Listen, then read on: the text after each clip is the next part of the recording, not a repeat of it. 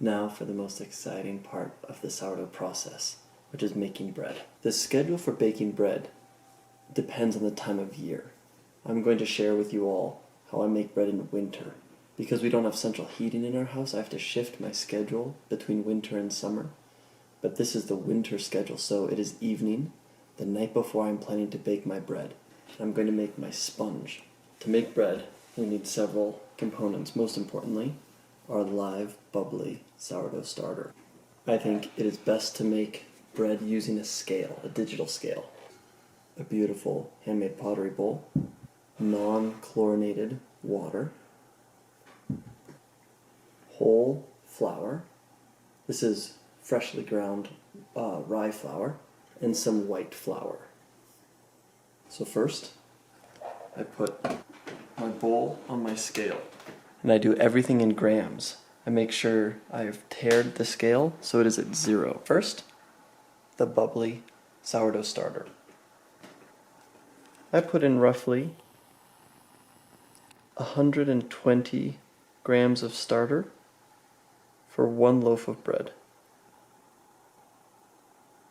which in this case is all of the starter. I tare again, so I'm back at 0. Now, I always do my whole flour in the sponge.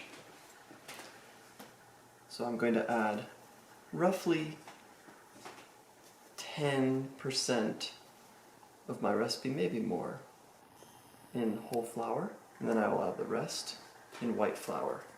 What I'm going for right now is 300 grams of flour.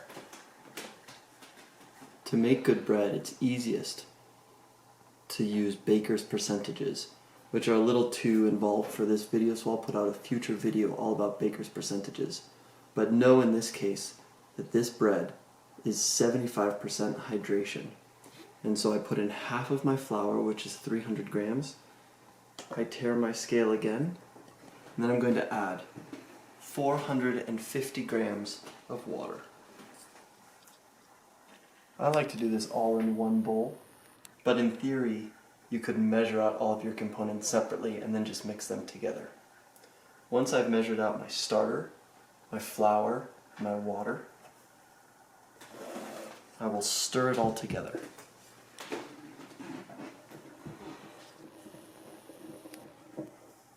Now that I have my sponge mixed with my starter, I'll let it sit overnight and do the next step tomorrow morning.